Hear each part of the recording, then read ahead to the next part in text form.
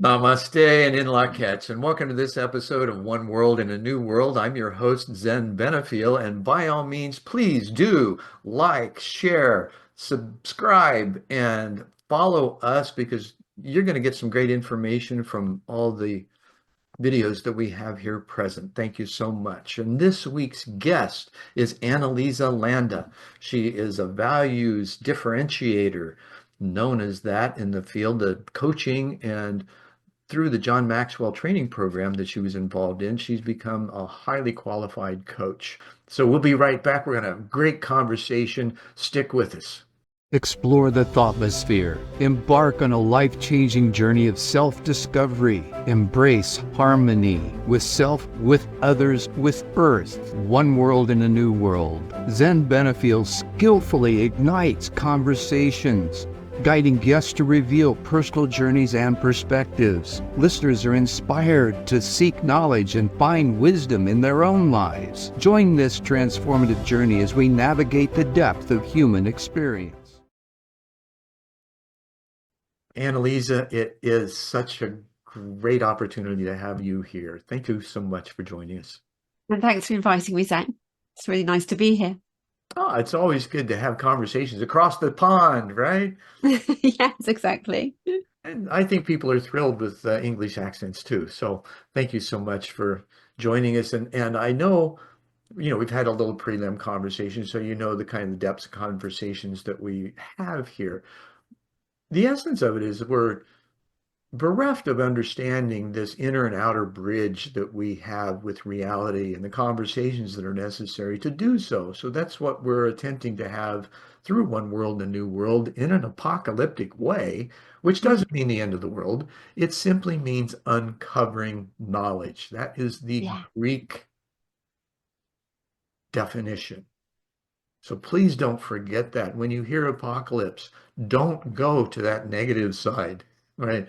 Don't go into the darkness. Come into the light with the rest of us and realize that, yeah, it's okay. We're just taking the lid off of stuff that's been hidden for a while. Right? Amen to that. We like the light. Oh, yeah. Yeah. So in regarding you're still young and youthful and in an age of this growing population and awareness and your generation, I know, just you're seeking the truth. So when you were younger and you were growing up, what kind of experiences did you have that led to your understanding of the interconnectedness that you have? I always had a very strong just awareness of presence, and that feeling that I wasn't alone and that there was something bigger. Do you remember any like significant, Massey calls them significant emotional events, right? Do you remember any specific events that were just so wild that they remained in your memory? Are we talking specifically spiritual events here, or just significant events in my life that kind of inner, outer? I would prefer something rather profound and mystical. It doesn't have to be, right? I can only say, right, I was brought up in the Jewish tradition. My family was Jewish. Mm-hmm. But I always had this pull towards Christianity. I had it from quite a young age, and I was always asking questions. Well, and that's the essence of the Jewish tradition, right? You're always asking questions. It is, yeah. Now, that doesn't mean you accept the answers. In principle, I just, but when I was a child, I just remember being told, oh, you can't ask questions about Jesus. That conversation was kind of closed down. Yeah, you can do all this, but stay away from this. That sounds, Yeah, it was, yeah.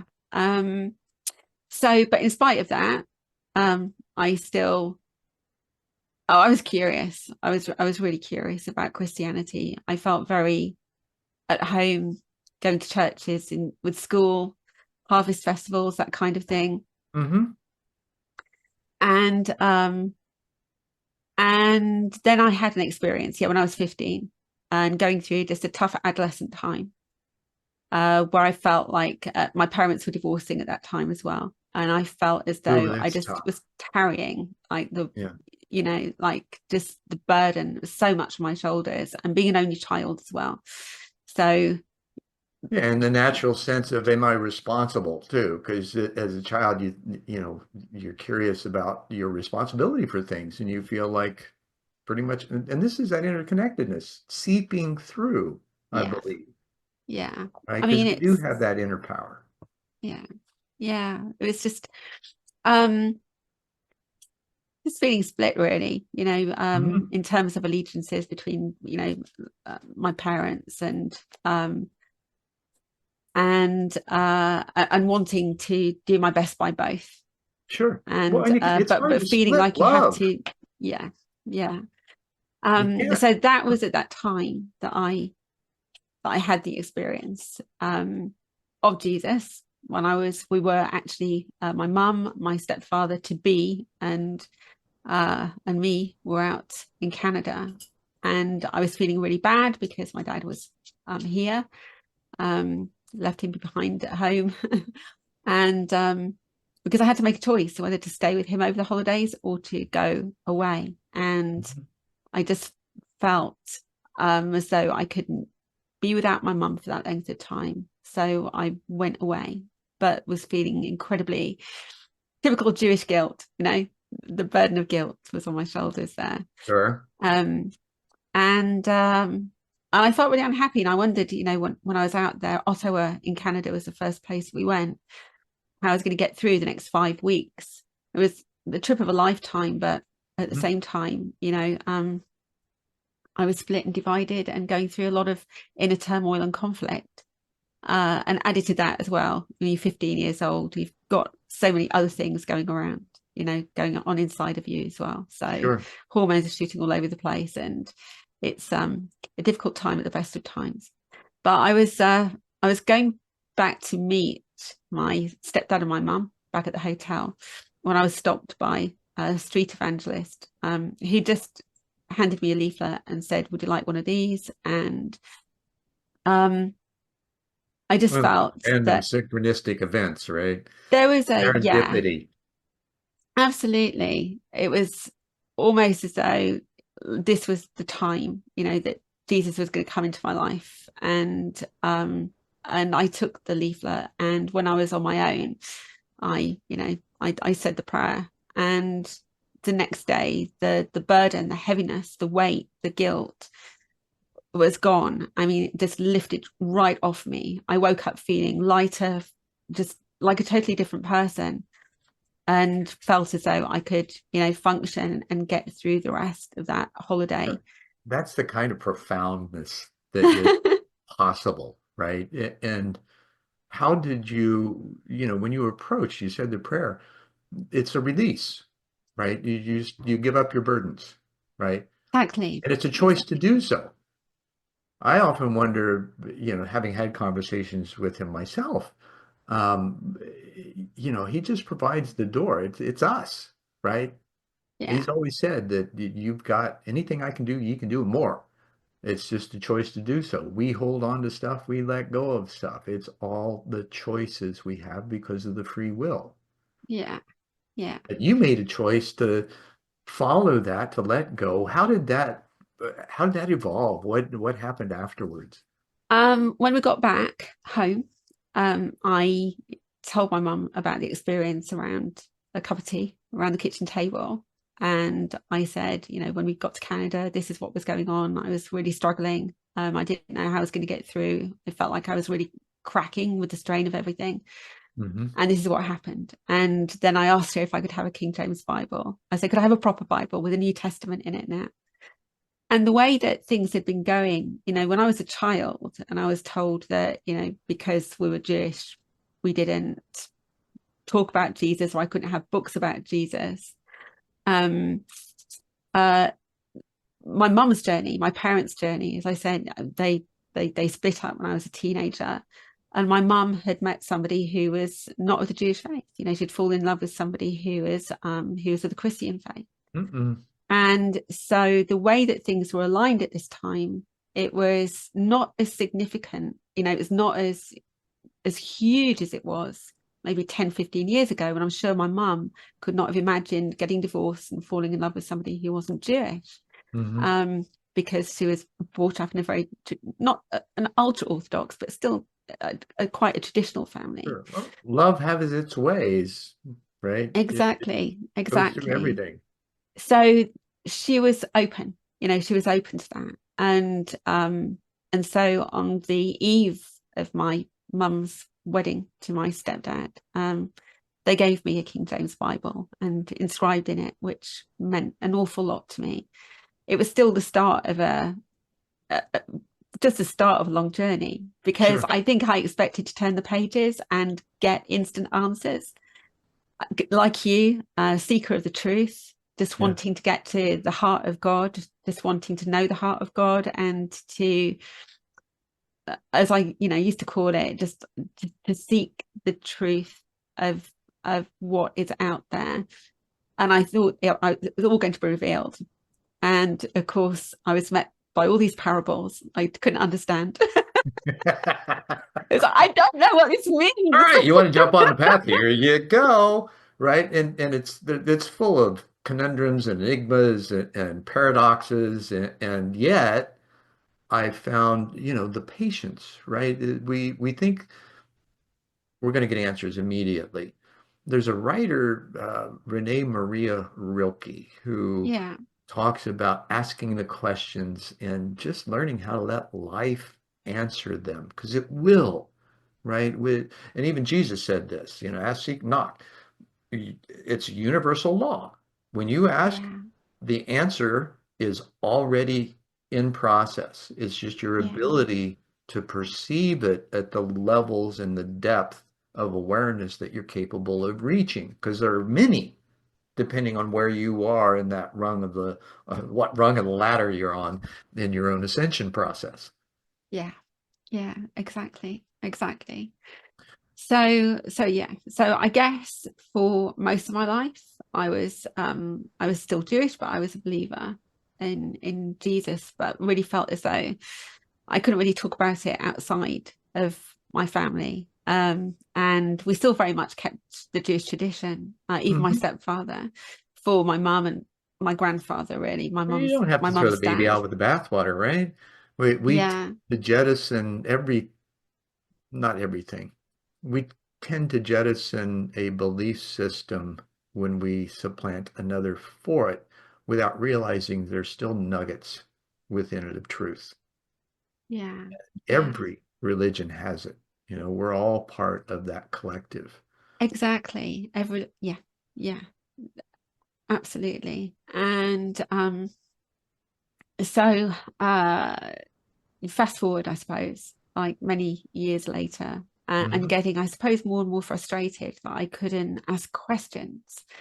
Um, that it just seemed such a, I just wanted to know Sure. why, yeah, we didn't accept Jesus as the Messiah, and everything else.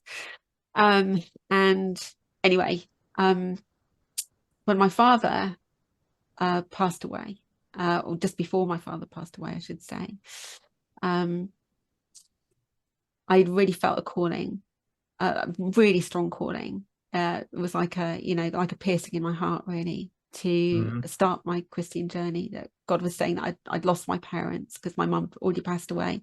My stepfather passed away 4 years after my mum. My Those maternal are grandfather passed away 2 years after my mum. So I lost this very close family unit in a very short space of time. And yes, and that very clear voice came through, saying that I can give you a new family in Christ. sure. And there was And absolutely because now you're bereft no of your doubt. your physical attachments, Yeah, right? yeah. That support network that you had. So it's no longer available. Where are you going to find it? Well, it's inside. Well, yeah, and funnily enough, yes, I mean, I'd always been a person of faith, and yet there was that time where I was wayward, the Sure. teenager, the kind of I don't need you. It's Like we natural say to to our, challenge like we say everything, to our right? earthly parents, Right? I don't need you. I was saying the same thing to God, really. I can do this on my own. I don't need you. Um, We so there like the was that kind of DIY approach, waywardness right? and that kind of detachment, yeah.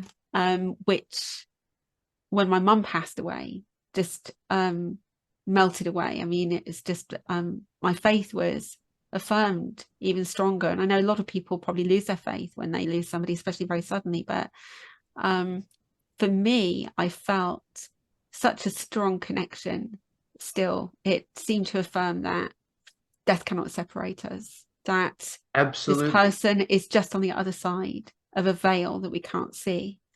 And I felt that so strongly, and that feeling that death cannot have victory because love is just so strong, and you continue to feel it, but you continue to feel it from the other person, even though they're not here on the physical plane. So That they are here still in the thought atmosphere, the consciousness, right? The energy field. yeah, Were you or did you have any experiences of bleed through? Whether, your mother, your father appeared to you in dreams or in moments of day visions, if you will, or daydreams?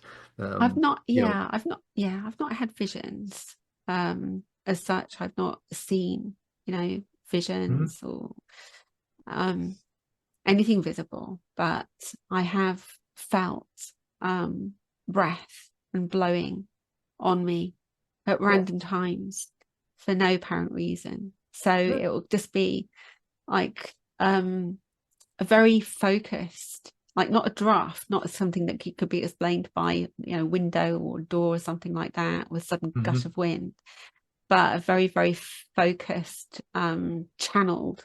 Is what I'm trying to say, feeling of air, of breath. It could be on the And back of my recognition neck. of their It could be on the vibration back of my probably leg. too. It could be, yeah, or sometimes just a very faint pull of my hair. Hmm. Just, yeah. And Enough to nothing, trigger that recognition of the connection to them, yeah, right? yeah, You yeah. know, it's wonderful how these things happen. And speaking of the recognition of Jesus and doors, right? I had a dear friend that I grew up with that died in a motorcycle accident in 1981. And we had just moved to Phoenix. Serendipitously, we had his girlfriend and their daughter and her new husband over for dinner. They had moved out here from Indiana as well. And so we were talking about Steve a little bit, and we eventually departed and went to bed. And I'm laying there thinking, I wonder. And so I prayed. I said, Jesus, if it be your will be done. Can I talk to Steve, which is my friend's name? And so I laid there and not, not knowing if it was going to happen or not, but I laid there silently in bed. My wife was asleep next to me, and I say, Steve, are you out there? Steve, can you hear me? Nothing. So I'm louder, right? And I get increasingly louder 3 or 4 times and nothing. And I'm like, oh, uh, there's probably a lot of Steves out there, right?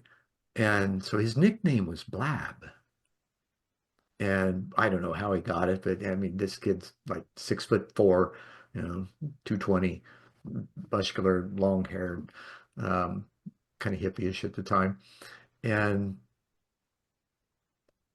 I project the next one is, hey, Blab, man, are you out there? Can you hear me? And I hear my given name, Bruce, is that you? And I'm like, yeah, man, where you at? And this is all internal, eyes closed, no physical movement whatsoever, right? And as soon as I ask, where are you at? It's just like, bing, right in the center of my vision is his face. right. At the same instant, my wife, ex-wife now, raises up off the pillow and says, what are you doing? And I said, nothing. Why? Right? And she says, I just saw Steve's face and I tried blinking my eyes and he wouldn't go away.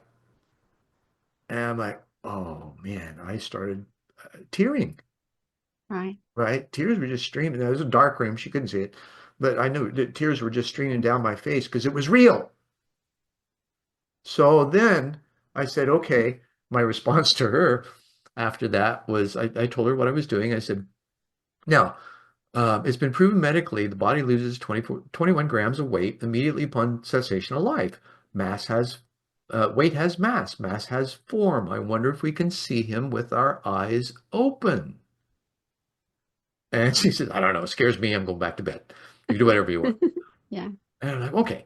So I laid back down and eyes open. And I'm like, Steve, can I see you? You know, and there was a gray mist that formed at the end of the bed. And then next thing I know, here he is standing there, full body, flannel shirt, jeans, just exactly like I remembered him, right? And so I say a couple explicit, well, it's like, what can you say? Like, far fucking out, man. This is great. Tell me, can you travel with a thought? That was my first question to him. I see him, it's like trails going out of the room, trails coming back in. There he stands again. And I'm like, wow, that was cool. Where'd you go? Back home? And he says, yeah, back home meaning Indiana. We were in Phoenix, so it was like 2,000 miles away. And in a blink of an eye, he's there and back. And I'm like, okay, now wait a minute. I know how powerful my mind can be.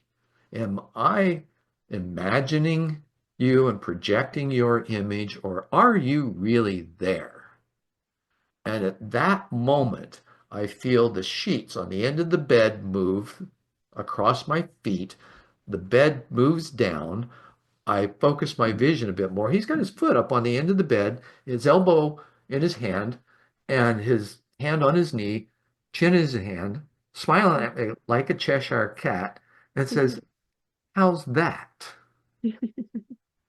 What do you do with that? Right? I mean, it's Yeah. so, and I even asked, right? So it wasn't in any way um, conjuring up anything, right? And yet the energy was so high at that point, I could no longer stay asleep. I got up, put some clothes on, took a walk, and talked to him for a couple of hours. And we talked about what was going on the other side and maybe how to better navigate it because he was fresh. Yeah. Okay? And I'd been there before, so I had questions about possibilities, and it was just wonderful. So those kinds of things, I encourage others to realize, there is no veil. You picture a person's face, you look into their eyes, you can talk to them, whether they're in the physical or not. That's how we're able and capable of communicating. Now, for most, it's like, that's ridiculous. Well, try it, see if it works, right? Yeah. Don't believe the thing I just said.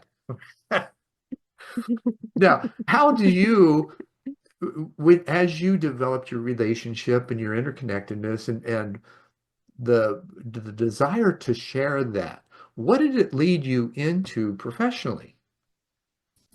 Right. Okay. So this was a journey. It was the start of a journey. And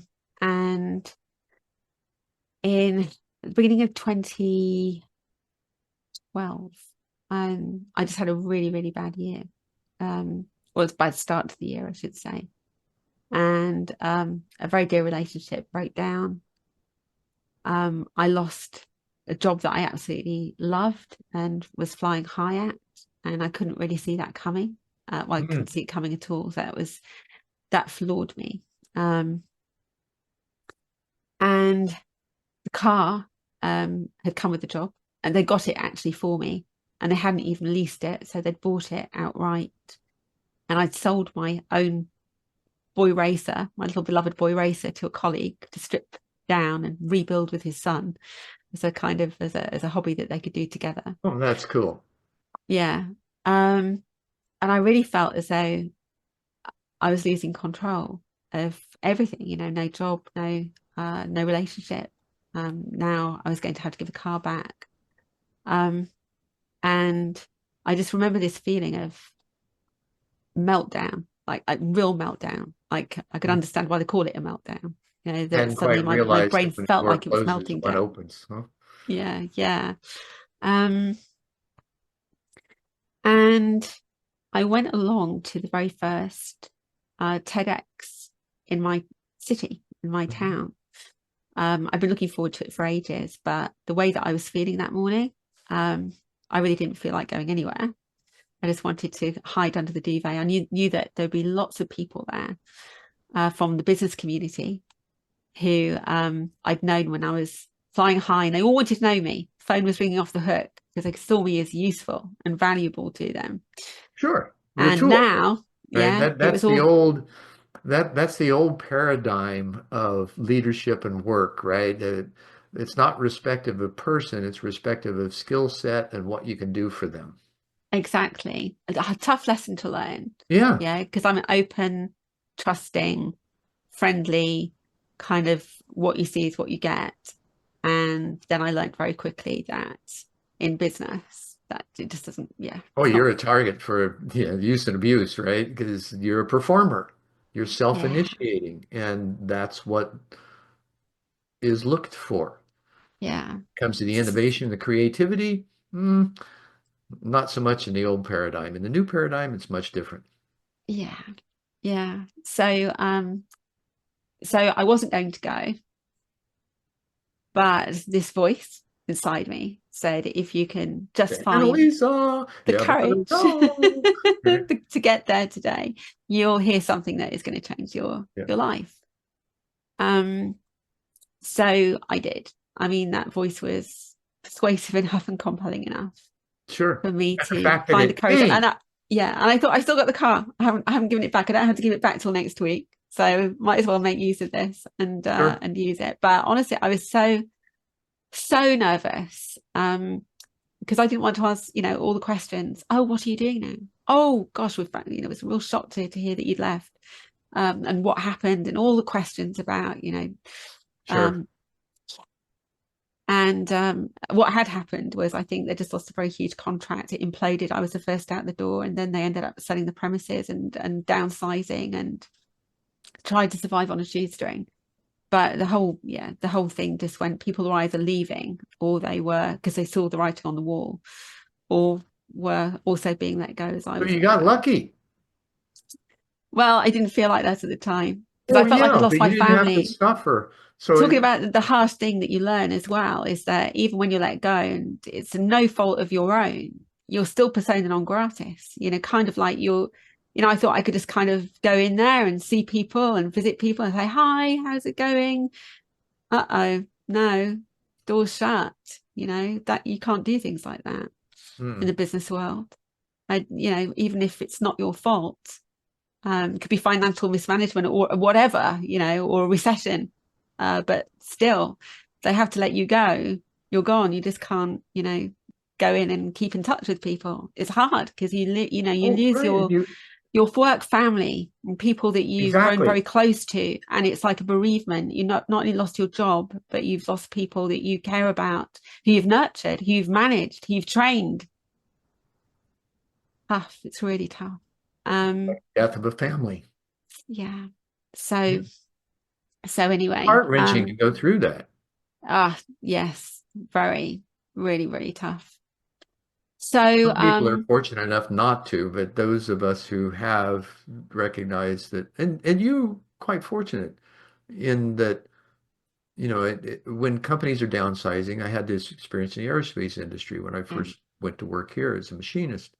Um, Almost immediately after I got hired, layoffs began. And I made it through two rounds of layoffs, and then the third one came around. And by that time, I'm like, the stress is ridiculous. Just let me go, right? yeah, So there's that underlying stress that when you know things are happening, are you going to perform to your peak?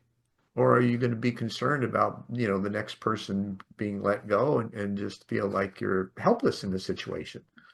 yeah, So in that respect, you were kind of fortunate where you were one of the first and you got the freedom earlier and you didn't have to go through all of the rest of the suffering that you could have. yeah. That's true. But And like, that the others yeah, did. yeah, yeah, that is true. But I mean, they just announced me as a director like 2 months earlier, or less than that, actually, about Hmm. 6 weeks.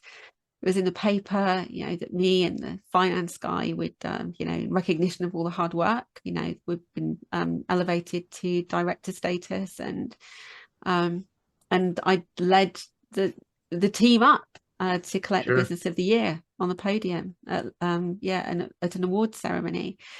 So it was literally falling from a very great height, and without any warning at all. Yeah. Um, Or safety so net, yeah, exactly. So figuratively speaking, because it does feel like you're just empty. You're void of anything at that point, right? The sense of betrayal, the sense of um, being alone, being rejected, all of those things that impede the ego evolution, right? Because yes, it's not necessarily about ego is great, and it's not something to be dismissed. However, it is something to be transformed into we-go, which is, I'm guessing, where we're going to go as you continue your story. yeah, very much so. So I got myself to the theatre. Really wanted to drive past it that morning, but got myself there, and of course, all smiles, hiding everything that I was going through inside.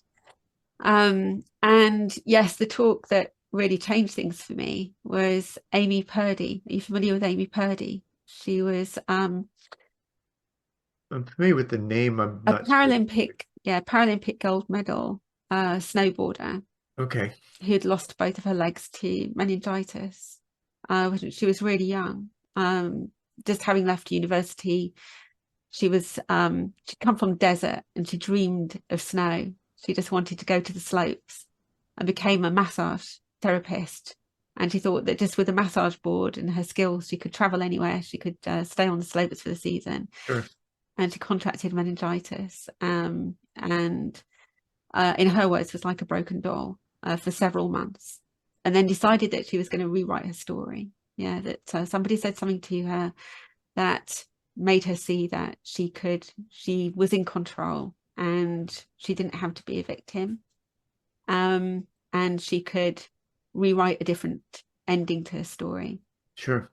It was a very powerful talk. I mean, That, yeah, oh you have yeah, to see that it to kind of appreciate it. fortitude. Very emotional, very powerful. Yeah. And I played it several times that year because shortly after I'd gone there, about 2 weeks later, I did have a nervous breakdown. It just all got to me, and it was quite a bad one. I got through it on my own, and 3 months later, it took me 3 months to just about recover from it, when I was diagnosed with bowel cancer. Mm. And just the energy and the effort it's taken to get through the breakdown and everything that was going on, inside my head. If anybody's suffered anything like that, you'll know it's it's not a great place to be. And it Nor do takes a you lot of really want to effort. describe it either, right? No, you don't. I don't. Just to get from dawn till dusk and then do it all again the next day, and just keep putting one foot in front of the other, and just hope that you can carry on functioning. Now, did you get So to a point where in that, and I'm sure that must have been a horrible situation for you to be in. Did you begin to analyze deeper and find solace in the answers that came in that respect rather than deny what was going on, right? To fully embrace it and be curious about it. yeah, I Did mean, you I do that? think, to be honest with you, well,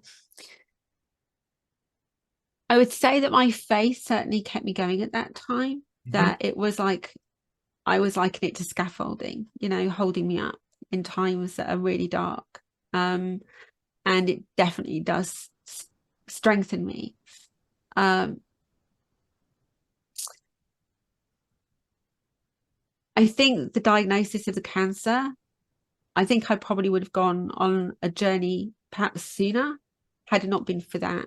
But everything happened so quickly, Hmm. the surgery, the recuperation, and everything else. That it was just I felt like I was lurching from one thing to another, and getting used to my body being different and all of these things, at least temporarily. Right. um but it did make me, as I was recovering and I had time to recover, then I started to really think about my life, as you do in those pivotal times, in those times where you're facing the abyss and you don't really know whether you're going to come out of it, you're going to have another chance, another crack at life. um You're just not and sure how. You know it's going to be there. And so the questions then of how to unfold it, how to reveal it, how to request it, how to submit yourself to it, how to acquiesce to what's in front of you to allow it to give you life, right? Back to yeah, Rilke again, right? How do you let yeah. life give you the answers that you're looking for without projecting it? Yes. So yes, I went on a journey. I swore that things would be different, Hmm. if I were, if I survived, that there would be changes. Was there ever And any question that you would survive? I don't think so. I think at one point, where yes, I was waiting for the result of the MRI and all of those things. Hmm. Because I did wonder whether I'd left it too late, to seek intervention, medical intervention. I think So that's probably natural, right? You have that moment of, am I going to? And so it's kind of like, uh, that's a really interesting space to be in. I don't mean interesting for the sake of curiosity, just yeah, how the sense of, um, I guess for lack of a better, despair in that place. yeah. Um, I Yes, it's amazing how much strength you find within yourself when you need Oh to. yeah. And I love Uh, how you just you revisited that, found the strength and came back to the presence with me now. yes, yeah. So, yes, I started looking at patterns. That's when I started noticing that there were certain patterns that were occurring in my life, and I realized that the common denominator and everything was me. I was always there in whatever situation was happening. Um, And so I wanted to find out more about me and to maybe go into those recesses that we tend to sweep under the carpet a little bit as we're going through life. And we don't embrace and we don't acknowledge, but we have to do that if we're going to go forwards and we're going to grow through what we go through. It's a necessary part of that journey. Um, And it becomes so embracing rather than a dragging along, right? Because yeah, once you embrace it, it becomes a part of you without distinction. it's another form of releasing the burden. Actually, Unconditional love. it's another form of lightness, Yeah. because you're getting rid of stuff that doesn't need to be there. And you also recognize, or at least I recognized, that I needed to grow and I wanted to grow. And I didn't want to repeat certain patterns of behavior. So that, obviously, there was a microscope there of, well, why am I having these recurring patterns? I need to change the programming. I need to change the programming so that I can change my trajectory, Well, you were so that these astute things enough don't to keep happening. recognize that. You know, the pattern recognition and self-awareness. T. Harv Eker says, what we do anywhere, we do everywhere. Yeah. Right? Life, Yeah. life is habitual, it's patterned, and it's all about process. Yeah. And to step back from that allows you to make better choices of first recognizing, you're querying, what are these patterns? What are these abnormal Absolutely. patterns that I'm holding that are keeping me back? And then they show up, right? How did they show up for you? What did you recognize initially? It was like, oh man, because there's a lot of those moments. Yeah, absolutely. I think in terms of work, um, the energy that I put out, the wanting to give so much of myself and not leaving enough for me. Mm-hmm. And finding that in the world of business being so hard that it really doesn't matter when push comes to shove, how much you give. It comes down to economics and money in the end. And if you're disposable, you're disposable. So I think also recognizing that because of the background that I'd come from, which was a theatre background, things are done differently in theatre. You obviously, it's a creative pursuit. Ideas are invited and welcomed. And I was never want to be pigeonholed or to be able to be pigeonholed even, and to just do your job. We don't want ideas. You just do your job. Just do the job that we're paying you for. Right. And what happened was, over the years, I accumulated so many skills from doing so many different things, and I was always eager to contribute. I was always, for me, it was kind of like, well, I've got these skills and I've done this before, and I maybe didn't do it very well the first time, but the second time, yeah, I did it much better, and you're doing it now. So why don't I help and contribute Exactly. that And, knowledge and that skill? and that's a And it was natural part of that creative, you show up, you want to serve, exactly. And sometimes it would be welcomed. In fact, it usually was welcomed. Certainly by management, it was kind of like, you're a breath of at fresh least for air. short term. Right.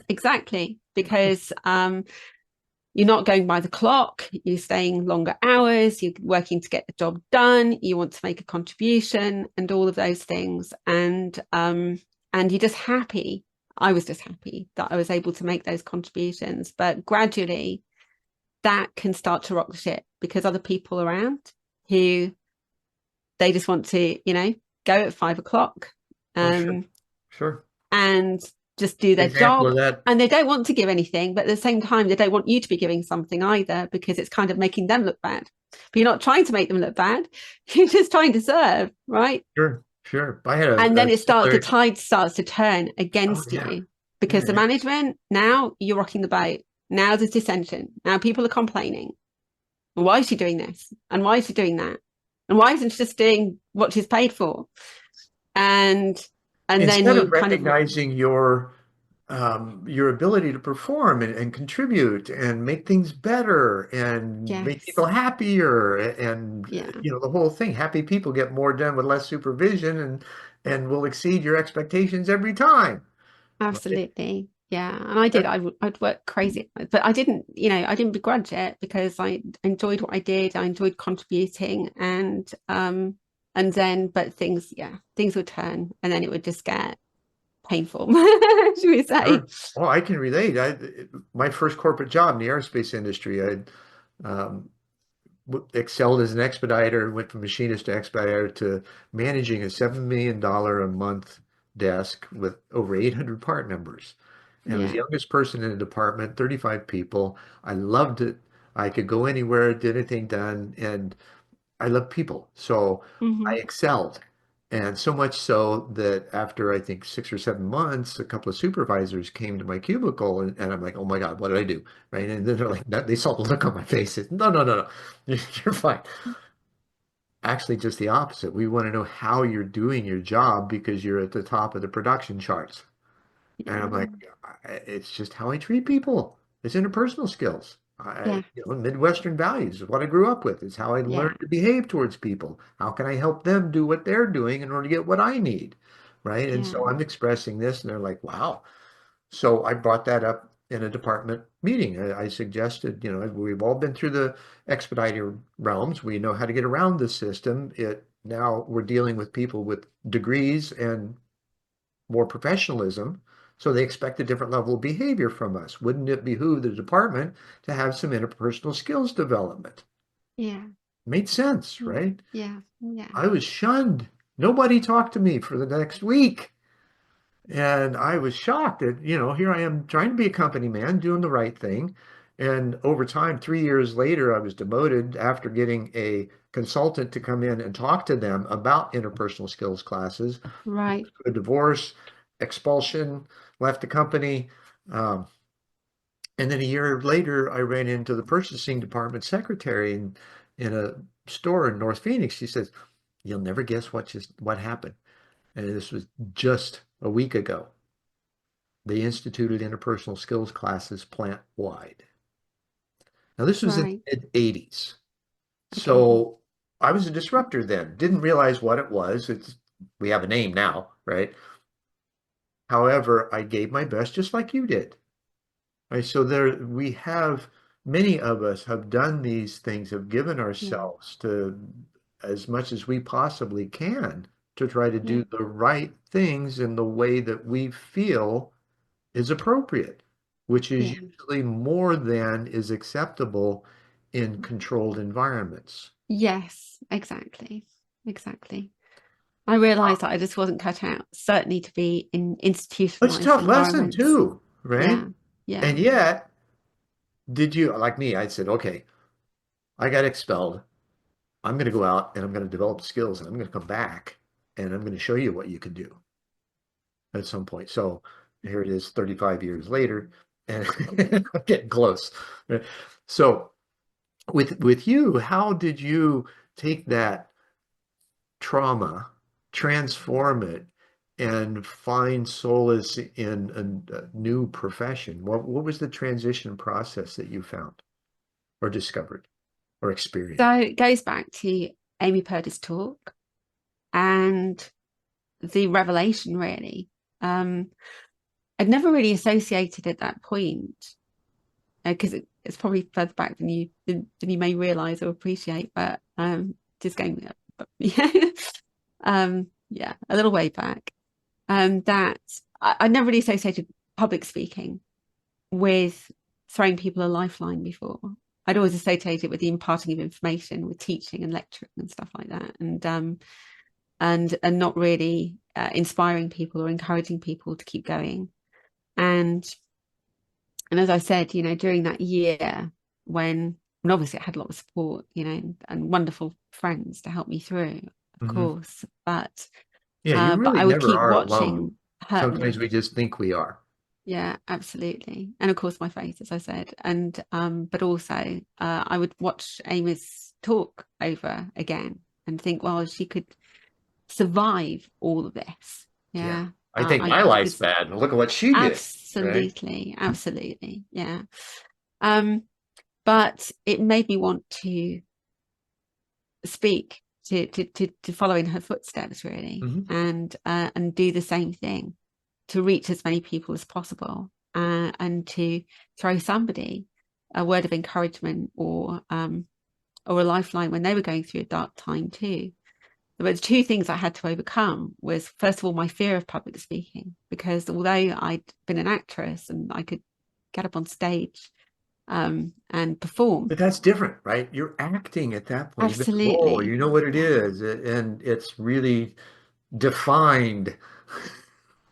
exactly. I mean, you've got, it's not your words, you've learned the words from a script, and you've got Right. the support of the company and lights and costume and everything else. Sure. So And you yeah, can it's not you become up that, there. You are, but you're not yet up it's there. not necessarily who you are. And when you're speaking your own truth, it's a completely different sensation, right? Yeah, and Yeah. very exposed. Trepidatious. Yeah, because again, going back to that introvert we talked about before we started recording, is that I was very shy when I was a child, because of I think I was quite confident initially, but because of things that happened to me at school, Hmm. I became very shy, anxious, and uh, I used to gabble just because I didn't like speaking. I used to speak really quickly when people asked me questions because I felt so self-conscious. Yeah. Um, And then like that, so slow down, Annalisa, just slow down a little bit, yeah, my grandfather all the time, Well, slow hey, I'm the down, same slow way, down. and I think a lot of us are, right? We're so not sure that our words are going to be heard or accepted that we want to get them out as quick as we can, and that causes a disconnection within ourselves, right? We don't give ourselves that credit that what we have to say is worthy of being heard. Yeah. So we just Yeah. kind of blurt it out, and then it's like it causes even more kerfuffles, right? Yes, exactly. So yes, I had to get over that. The fear of actually speaking as me. And secondly, I really felt at that point as though I had no stories to tell. Like, who would want to who would want to listen to me? And then I Right. realized that I've been writing stories, you know, You've been living all my life. stories. I've been living stories. Yeah, exactly. And there was a lot that I could share and a lot that I could help people with through my experiences. And not least of all, obviously, overcoming the cancer journey, but Sure, also so much as well, losing people that I loved, and the response to that, to the fact that it can trigger behaviors in us that are out of character, and the emphasis on seeking help and not thinking that you can get through things on your own. Um, and so yeah, so there are a lot of things. And at this time, this realization that it wasn't about me, I think that was the biggest thing, the biggest revelation that enabled me to overcome this fear. sure. Was what I learned through Amy's talk, and obviously subsequently other motivational speakers and inspirational speakers, is that it's not about being polished, and it's not about not making Mm, mistakes or not, fluffing your words or forgetting your lines and all these things that we fear about getting up on stage and speaking in front of people. It's about, if there's just one person that is really going through it in that audience, that is mhm. going to be encouraged to keep going because of By your the journey that authenticity. you've been on. That's all that matters. And when I realized that, when I had that epiphany, the fear just melted away. Yeah, There's a difference between fear and those little butterflies that actually help you to perform better. sure. It was the fear prevents you or can prevent you from Like, actually doing no, the no, thing. I don't want to do that. Exactly. Right. And the nerves are kind of, there's kind of Oh like a little yeah, bit of frazzled. excitement, and Yeah. we kind of need those. But So how did you yeah. do your transition?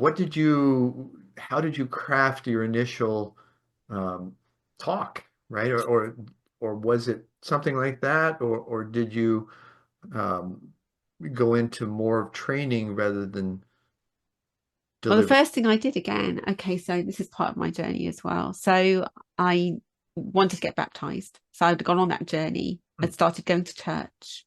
Um, and I knew that the next step in my faith journey and the next step in my life journey really was baptism. It was really important to me. So when my church announced that they were going to have an all campus baptism, I think there were 5 campuses that were being baptized on the one day. Wow. I didn't hesitate, to say, yeah, I want, I want to be baptized. I instinctively knew that I was going to get the next clue, as it were, if you like, Hmm. or calling on my heart, um, after that, after I'd gone through that process. So in And your sure core, enough, that you did knew it, happen. and then how did the So a few days after being baptized, I just got leadership on my heart. It was just the weirdest thing because I'd never been interested in leadership before. I certainly never considered myself to be a leader before, even though I'd managed in the workplace and stuff. I didn't sure, think of myself as a leader. sure. Um, and it wasn't something that I'd been interested in reading about. When it came on me, literally like landed on me, I just went down the rabbit hole of it. I was consuming everything about church leadership. I was consuming everything about business leadership, um, and just reading as many blogs as I could and books as I could, and literally couldn't get enough. At the same time, thinking, "Wow, this doesn't feel like me at all." But obviously, this Right. is what I was kind of expecting to happen, but not in a way that I maybe I thought. I don't know what I thought God Sure. was going to give me, Well, and but it it sounds wasn't like it. that. It wasn't that. So Well, and that sounds like it kind of led you to, the 360, right? The John Maxwell stuff. Well, it did. But first of all, you asked about the speaking. So the Yeah. first thing I did, of course, was my testimony. The first thing I did was to, that was the first talk that I gave was in church, about my journey, about and I remember standing there, my knees were knocking. Oh, My no knees were doubt. knocking, but it was, I got such, and my knees really do knock. When my knees knock, and it's not just a metaphor, they really, Yeah, they I mean, really knock. we quake sometimes, right? And I got such a good response, of course, because people, because that's the things that we fear sometimes. Even I was doing like round robins, when you have to introduce yourself to a group of people, and my heart would be going and my palms would be sweating. But I get a good response. People would say, "Wow, follow that." So I always had like a gift that was in me.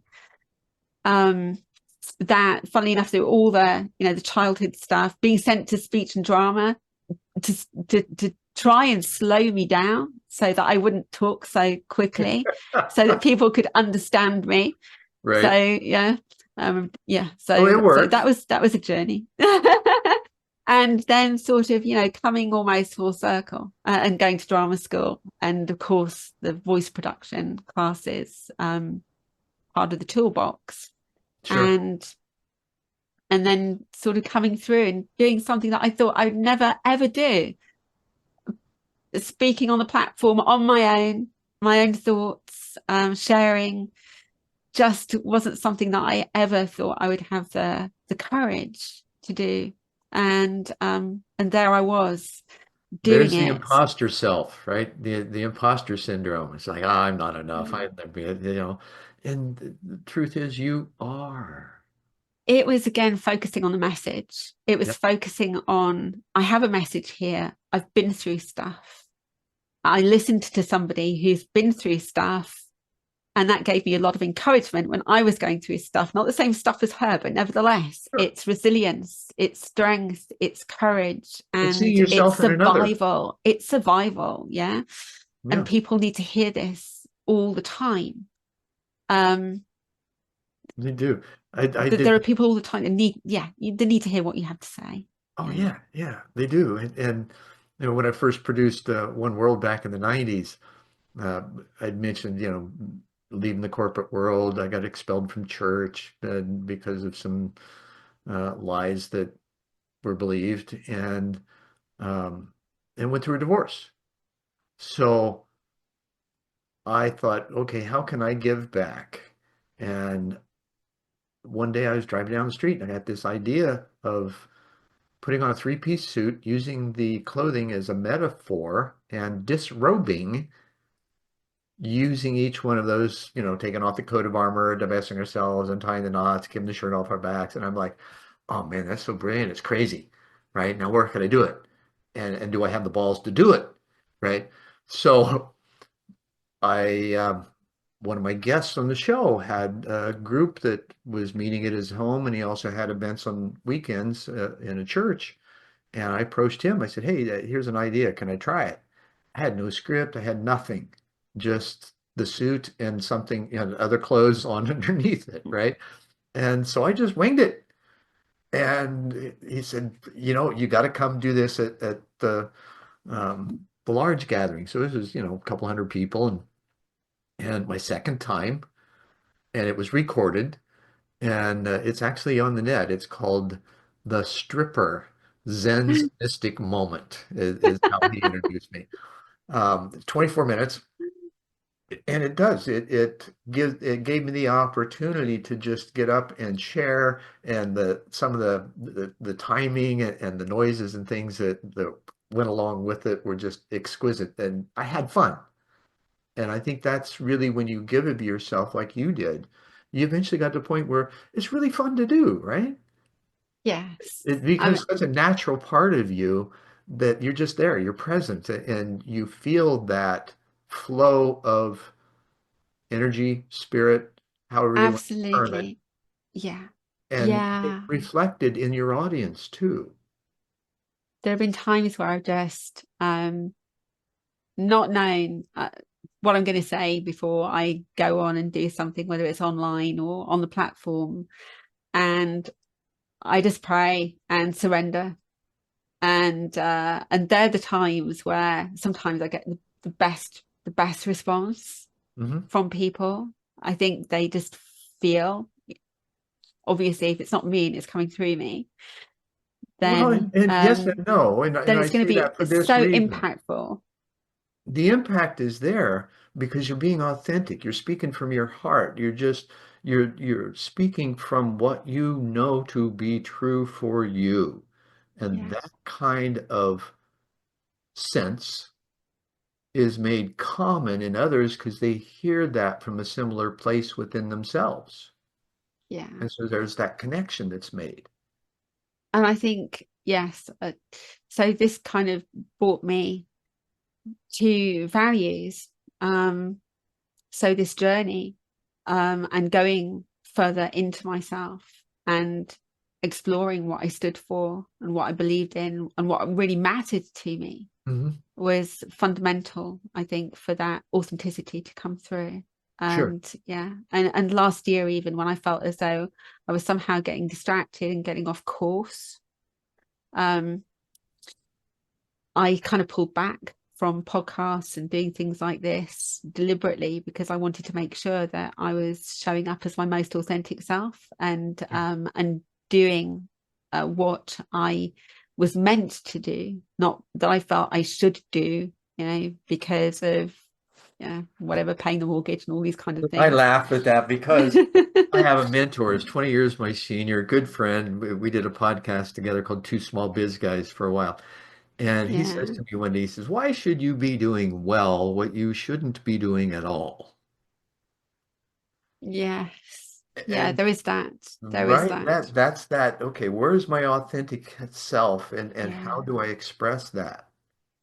I think when you started to go on this journey, you then realize, you become very aware and acutely aware of when you start to um, to do things that are not in alignment with your You your feel the truth, your true field, self, because right? exactly There's a yeah, disturbance in the field and you sense it. You know, this is where most of us live from our shoulders up. We're not aware of yeah, what our body is. It's a transceiver, right? It's yeah, built that yeah, way. We have senses. We can't think our way yeah, through a system built on vibration. We have to sense our way through it. yeah, This is a natural absolutely, part of us that we, absolutely, for so long, have been in denial of. yeah, yeah. um yeah, I do have a strong intuition, and I do as well. Sometimes I will get a sense of foreboding, if, before something kind of bad happens, but it does, I can't actually, I never know exactly what it is that's going to happen, but I just kind of feel that something is, and then something does. Yeah, it's very unsettling, but fortunately it doesn't happen very often. No, it But doesn't. And yet sometimes it gives the opportunity to adjust things so that they aren't as destructive, I guess, or yeah, separative as they could have been had you not been aware. yeah, yeah.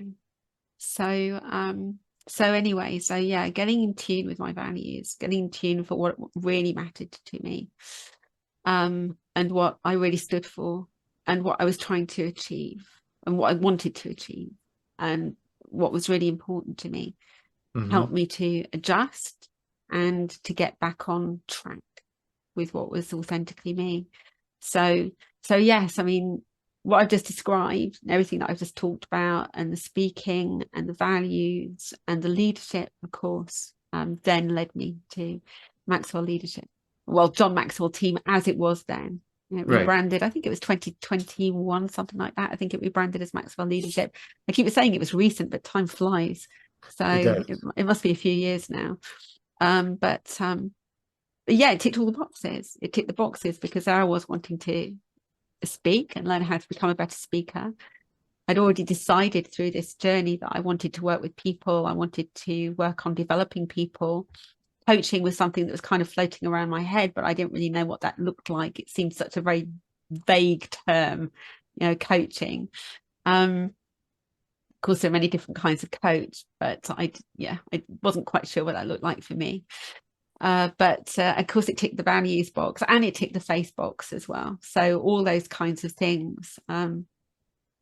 Yes, I had a conversation with a program or director coordinator, and ended up joining. And it's been a fantastic experience. I've grown phenomenally through that.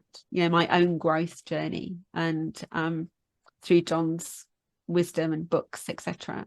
Well, and John went And of through course, the people that I've his met. own stuff too, right? To Yeah, discover and yeah, share. yeah. And that's part of what his mission. Well, he's such an inspiration that he's, what, I think 78 now, and still Okay. keeps learning. Sure. And still keeps asking questions, still has that curiosity to Well, learn John, from I've learned others, and the about humility to ask the questions as well. absolutely. Not to say, oh, I've written 80 books on leadership, I don't need to learn from anybody else. It's like just all the time, we can all learn from somebody. Absolutely. And This yeah, generative conversation we've had, we're both learning from each other, and others are going to be learning from that and their own thoughts that are inspired from our conversation. yeah, yeah. It's a So wonderful thing. yeah, thank you. Thank you for inviting me to take part again. So yeah. You're welcome. Um It's so it's a beautiful journey to be on, and thank you for taking it. I I honor that, and we need to honor others' journeys as well, and respect, in my opinion, um, the diversity, the neurodiversity, and the nonlinearness of life, where I we've think always thought yeah, that things were linear, and they're not. yeah. I think all diversity, really. And as I was saying, yeah, we don't have to understand people's journeys, and we don't necessarily even have to approve of people's journeys, but that basic human right of dignity and respect we can always afford people. Sure, And sure. And it's funny, not funny, but it's perfect segue for me to at least speak a moment about Live and Let Live, yeah, Global Peace Movement. I'm operations director. We have two principles, a legal and a moral. The moral is be an excellent human, be your best self, right? And constantly growing. The yeah, other is a legal principle is don't aggress, right? We want to calibrate the law so that we remove aggression. Well, what that means is that you've got the right, I have the right to live my or your life in any peaceful way I choose, as long as I don't yeah, aggress. yeah, And we need to give each other the space to do that. That gives us the opportunity to ask questions about each other without feeling like we're in a battle, right? exactly. Because there's no battle. We're all human beings. We all seek to love and be loved at our core. Yes, That's the bottom abs line. yeah, absolutely, totally on the same wavelength. Yeah, Yeah. yeah, yeah, 100%. And I So just this think is it's the so shift into the sad new that, paradigm, right? yeah, that you and I and people like us are having to fight so much hatred, that stories, lies that are being told online about people and groups of people Sure. that are, people are not, the minute you get into groupthink, the minute you start dehumanizing people. And Well, and this has been happening for decades, millenniums, right? So what it gives us the opportunity, and I find this is an interesting um, correlation with the Mayan calendar, right? yeah, We were given a new level of awareness and consciousness up through the solstice of 2012, and that being the apex, right? So now it's in us. We carry it everywhere. Back to the Harv Eker thing, right? What we do anywhere, we do everywhere. So that change of our own vibration affects every place that we go. In yeah, turn, over time, it pushes everything that's in a disturbance type of energy to the surface for examination because it's not yeah, coherent, right? So with all of this stuff's being sifted out, and we're seeing it played out, starting with the with the pandemic, yeah, right? That was like the bell ringing loudly that affected the entire globe, that gave us a chance to sequestrate and self-examine and figure out who we are, why we are, how we are, what we believe in, what we're willing to sacrifice for that belief, what we're Yeah. willing to change in our own patterns in order to incorporate that belief, and that Yeah. belief being that we can love and be loved. Yeah. And we've fought and been disturbed, thousands, millions, maybe even a billion people have been killed in the name of God. Well, how ridiculous is that? And we're Yes. just now getting to the point where we're seeing it because Yeah. we've elevated, planetarily speaking, our consciousness to the point of that recognition that we're all part of a unified field. Quantum physics has really helped that along, right? It's proving what the Vedas said 15,000 years ago, that we're all divine threads incarnate, connected to source, capable of God consciousness. That's not blasphemous. That's exactly what Jesus said. He's even quoted speaking to Thomas in the Dead Sea Scrolls that were found in Nag Hammadi, right? He says to Yeah. Thomas, "Don't ye know that ye are a God as I am God?" Well, that Yes. didn't get into the book, right? Because the book is about control still. Even though it's got truth in it, who the heck is going to, how could woman be made from man's rib, right? That makes woman subservient from the get-go. That's a power play. We don't see it, and yet it's still prolific on our Yes. planet. Yeah. So those Yeah. are things that we need to adjust and change. Yeah. Um, so in that adjustment and changing, really thank you, Annalieza, the wonderful, heart-wrenching life and story, and so wonderful that you've arisen from that and can share that journey with others now. What would Yeah. you offer, suggest, advise as a daily, perhaps, practice for people to begin to open that door to themselves? Don't be afraid to sit in silence, and don't be afraid to sit with yourself. So many people need noise and distraction. Like they go to it because they seem to be afraid of themselves and afraid of what they'll find or discover if they just sit, and allow that voice inside of them to be heard, whether it's their own voice or whether it's the voice of God or their version of, whoever they think or say the divine is to them. um, we have to stop and pause and listen, and sometimes just not do anything, not even meditate, not even pray. They have, of course, a place in our lives, meditation and prayer, but Mm-hmm. we're still doing something, uh, and just to learn how to pause, sit, listen, to what is around you, um, ignite the senses again, Sure. learn to awaken again to From the life. nothingness comes everything.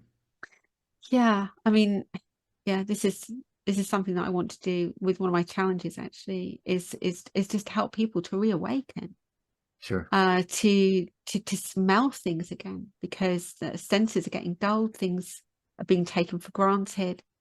There is so much around us to uh, to be thankful for, and to, Absolutely. that we are blessed by every day, that we don't see because we're so wrapped up, so mired in the weeds of life, that we don't look up to realize, to recognize what we have.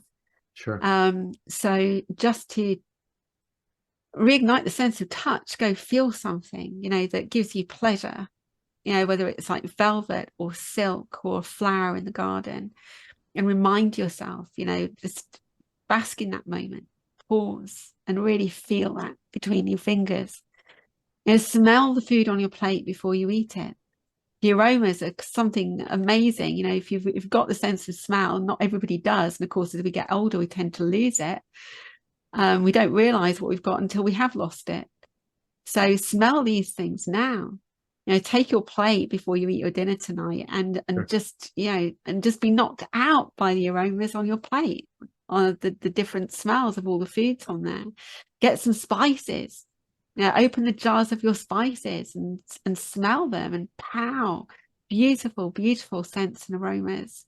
And You've listen got a to litany things. of things that you can offer, right? That's for one. You give me a dozen, what a baker's dozen even. Thank Oh, you. absolutely. I mean, Thank you so everything, much, the Annalieza. sights we have, Uh, the sounds that yeah, we have, the taste, everything. Use your senses. Be grateful for them. sure. They really are amazing. And And I'm grateful so for yeah, having you today, and Annalisa. sit Thank you still. for sharing your energy, your insight, your wisdom, and may you continue. Oh, thank Be you, great. Zen, and you. Yeah, I look forward to learning more about your peace movement and everything else that you're doing. Awesome. Thank you. Yeah, thank you. Bye. And namaste and in la catch. And thanks for sticking with us for this episode of One World in a New World. I'm your host, Zen Benefiel, and I'll see you next time.